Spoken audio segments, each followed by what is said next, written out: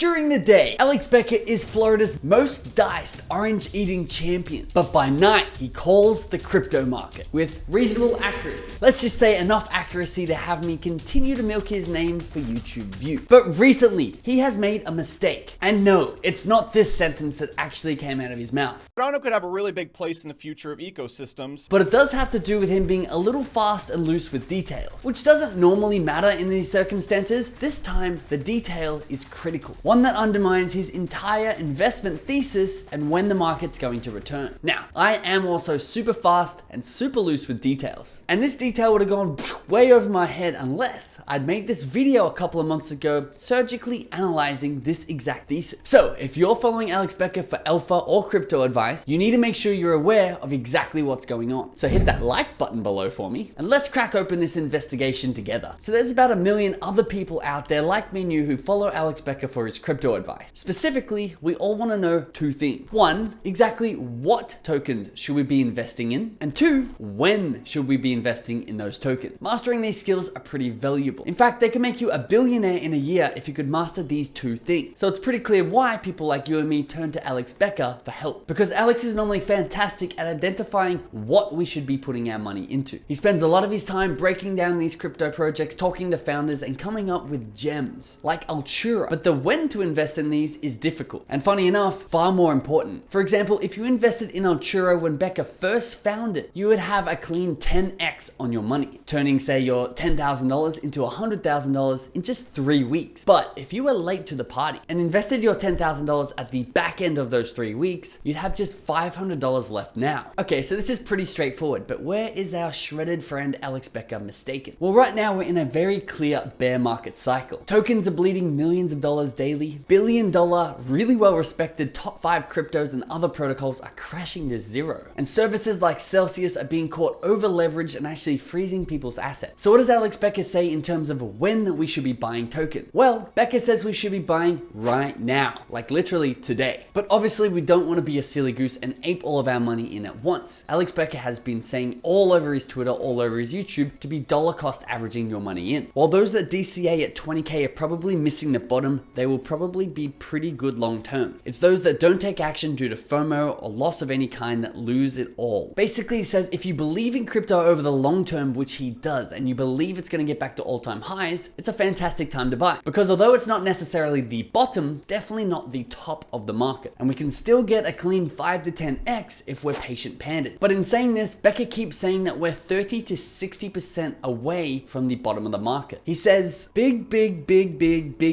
players are hunting Celsius, BlockFi, Voyager, and even Tether, meaning these massive tokens are about to flop and crash the entire market another 30 to 60%. And only after they get cleaned out can we get another bull cycle started, which could be true. And either way, Becker is fine because he's dollar cost averaging it, meaning if it is going to crash another 30 to 60%, it's going to be okay because Becker is just lowering his average buy-in price over that time, and therefore when the bull market picks up, he's going to be making more money. Awesome, so that's half of the billion-dollar criteria figured out. We should be buying now and we should be dollar cost averaging in, and it doesn't really matter if it goes up or down, just keep dollar cost averaging. But what about the what we should be buying? This is where things get a little bit dicey, and Becker's theory starts to crumble like a sand pancake, because Becker says he's not comfortable dollar cost averaging into anything but Bitcoin and Ethereum, because the bigger the market cap, normally the safer the token. But then he makes this logical jump that I'm really struggling to find the research to back. He says that Link, BNB, Sol, even ADA are great altcoins, but he is not touching them until we get closer to the Bitcoin halving or until Bitcoin hits $50,000. What, mate? Now, I'm not sure if you're feeling the same way, but this immediately turned me into a bit of a skeptical Sally. Bitcoin is currently at about $20,000, and Becker's waiting for it to have a 250% gain, returning back to $50,000 before he touches any altcoin apart from Ethereum and Bitcoin. What a wild guy. Or the other half of his thesis is to wait until we get closer to the Bitcoin halving. Now, what's the Bitcoin halving? Basically, it's when miners get paid half as much of Bitcoin as they were previously getting. The last halving was in 2020. The next halving is in early 2024, almost 2 years away. So Becker's waiting almost 2 years before he buys any altcoin? This isn't making sense. So you can imagine that I was absolutely thrilled when I saw his video come out where he broke his theory down even further. Maybe I'm not understanding what's going on. In this video, he finds the March 12 COVID crash in the Bitcoin Bitcoin chart. Bitcoin dipped beneath $5,000 for just a couple of days. This was basically the all-time low in this bear market cycle, and he says this is when he started buying in. He then approximates December 4th of 2020, that same year, to be the time that Bitcoin recrossed all-time high of $19,000. So basically we have mapped out the bottom of the market on March 12th. We have 267-day window leading up to Bitcoin passing the old all-time high of $19,000 on December 4th. He then goes on to compare it to a top 10 altcoin like Solana. Now there's a potential problem with that already, but I'll get to that in a minute. Becker finds the Solana graph and stays pretty zoomed out to get any of these intricate details, but basically concludes that Solana did not pump when Bitcoin pumped. In fact, Bitcoin leads the other altcoins. And finally, he concludes we're not really going to see a pump in these altcoins until we see Bitcoin reach $50,000, a 250% return. So when we're looking at this right here,